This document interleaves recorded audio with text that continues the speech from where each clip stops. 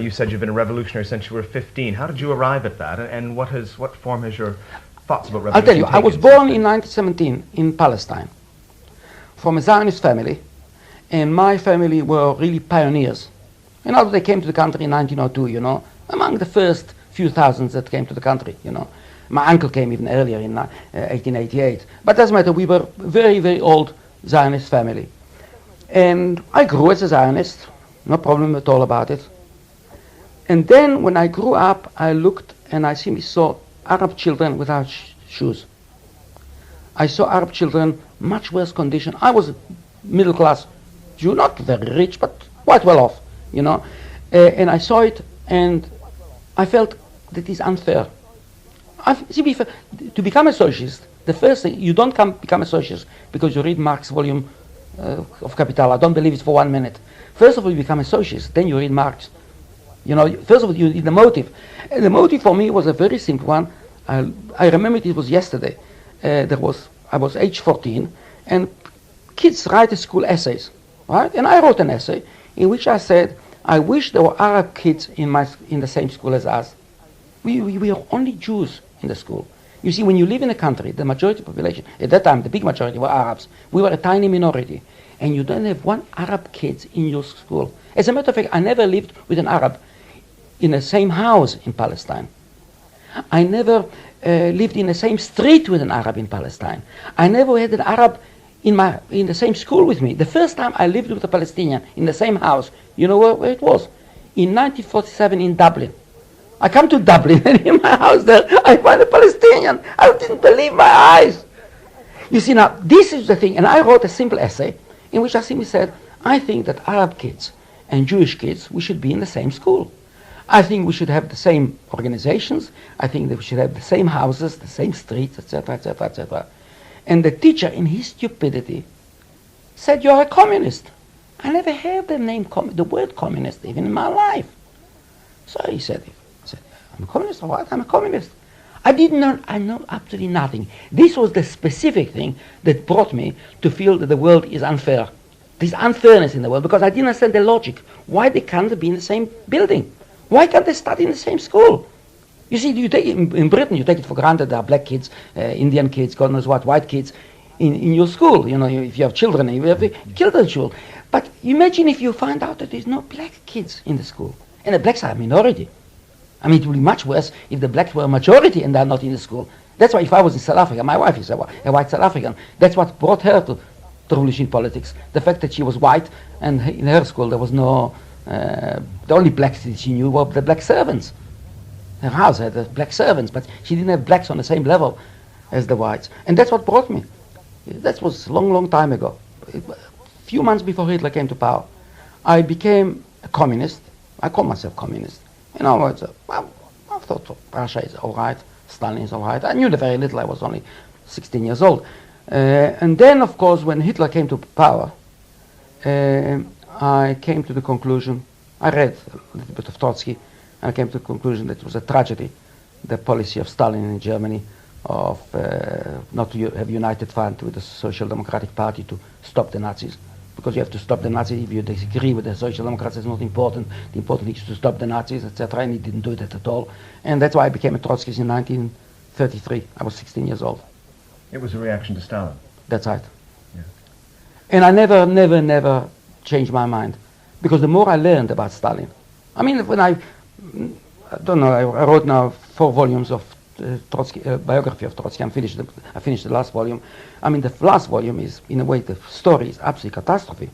When you read how Stalin murdered, not only Trotsky, but Trotsky's son, Sedov, his son, Sergei, his young son, that was not even political. He executed him in 1937. The first wife of Trotsky, Alexandra Solokolovskaya, in 1937, shot her. His daughter, his sister of Trotsky, Olga, was shot by Stalin in 1937. His brother Alexander, elder brother Alexander, in 1937 shot. He shot the children of Olga, the children of Alexander. I mean, you wouldn't believe it. The horrors.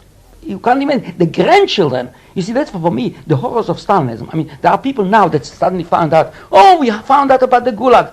I knew about the Gulag in the 30s.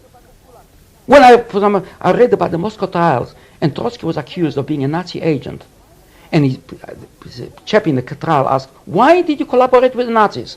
And the man asked, he says, "Because we thought that if Hitler will win the war, he'll appoint Trotsky as the prime minister." Hitler wins the war, so he takes a Jewish communist to make it the prime minister of Russia. What for? Why not appoint somebody else? I mean, the thing was so idiotic, so cruel, so horrible. And because the thing that brought me to revolutionary politics was very, very deep, very, very sharp. I mean, small defeats couldn't... I smiled at them. Sorry. No, not because at all. I understand why the defeat comes. I mean, because I have no illusions. If you, as I say the analogy, if I spit blood, right, and I continue to spit blood for another 3 months, 4 months, I will not say the doctor is an idiot. He told me that it's a deep sickness. And he told me it will take a long time.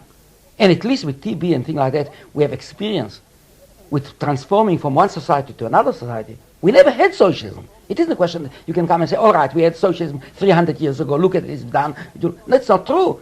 The history of society up to now is the history of ruling class, minority ruling class, slave owners and slaves, feudal lord and serfs, capitalists and wage earners. We never had a society without classes. Does anything good come out of the Russian Revolution then? I mean, is anything lasting? Has it made a contribution to socialism or society at large? The answer, it made a massive contribution. I'll tell you what the contribution is. Let's be clear what the contribution is.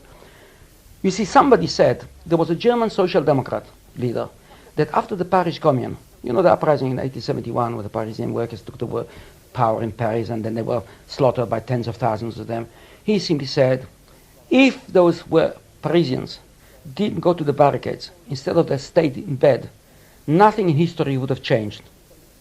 Now the man was an idiot, because nobody remembers his name. I don't even remember his name. People remember the Paris Commune because they did fight. They did fight. Spartacus, when Marx was asked by his daughter, who is the one you admire most? You know who he said? Spartacus. Now Spartacus didn't win. You could have said Isaac Newton. You could have said Adam Smith, David Ricardo. I mean, lots of people that Marx could have said, you know, it is not. He looked at Spartacus because he fought against slavery. And because he fought against slavery and he lost, still the banner is there. Now for me, the important thing about the Russian Revolution is a very simple one. In Paris, the workers took power for 74 days in one little city. In Russia, they took in the whole country, and they had an impact of a revolution all over Europe at the time. They lost. They lost very early, as a matter of fact. They lost. But the example is still there. In other words, what I'm trying to say is this is like a stream. A stream, you see it, and a stream disappears. When a stream disappears, it doesn't mean the stream doesn't exist. 10 miles afterwards, suddenly you find the stream again. Now in history, 40 years, 50 years, you know, is nothing. 60 years is nothing. I ask myself a very simple question. What will remain from social democracy? Nothing. In other words, you build massive organization of millions, and then the leaders collaborate with capitalism, and then the leaders manage capitalism, and then they move so much to the right that they isolate themselves from their base, and then somebody else takes it over, either National Front in France or somebody else. In other words, they build absolutely nothing. Nothing remains from them. What remains from, God knows what, from the ruling class? Nothing. Because in reality, they built on sand. I believe the Russian Revolution is an example that will follow. In other words, the idea of workers, their own fight. The real tragedy of the Russian Revolution was not the Russian Revolution. The real tragedy is that the German Revolution was defeated. If this German Revolution was successful in 1918, 19, 20, 21, up until 1923, the whole world history would have changed. That's why the murder, Stalin is not the child of Lenin. Stalin is the child of those that murdered the German Revolution. And those that murdered the German Revolution, if you know who murdered Rosa Luxemburg, Karl Liebknecht, was the right-wing social democrats. They murdered the German Revolution, and they thought, we murdered the German Revolution, now we'll have the Weimar Republic forever. They didn't get the Weimar Republic forever. What they got Hitler. They got Hitler. And therefore the tragedy was not Bolshevism. The mistake was not Bolshevism. There was not enough Bolsheviks in Germany. The tragedy was not the Russian Revolution. The tragedy is the defeat of the German Revolution. The tragedy if it didn't spread. If it doesn't spread, then of necessity it retreats. Why? For very simple reason. In every struggle, there is a symmetry. I'll finish by explaining what I mean by that. You see, if a mad dog will attack me, right? I have to be symmetrical to the mad dog. He uses violence, I'll use violence. Otherwise, I can't survive. Now, if I kill the mad dog, the symmetry is finished. I'm alive, he's dead. If the mad dog kills me, again, the symmetry is finished. He's alive, I'm dead. But what happened if for 5 years, I am and the mad dog live in the same bloody room? I can't kill him, I'm not strong enough. He, every time he attacks me, he can't attack me, kill me because I have a chair and bash him on the head. What will happen? I'll tell you what will happen. I look exactly like a mad dog. You see, the Russian Revolution being isolated, the pressure of world capitalism on them means quite simply the Germans have tanks and aeroplanes. Stalin must have tanks and aeroplanes. No alternative. The Germans have a massive military machine. Stalin has to do the same. And because Stalin has to do it on a much weaker economy, which therefore he must press, when it comes to bread or guns or butter in Germany, it comes to guns or marge in Russia, and therefore the pressure in Russia was even comparable worse. Life was absolutely terrible. The pressure of world capitalism created Stalinism. I'm sorry I talked too much. No, you don't talk too much. You take 5 minutes for me, I don't care. Of course.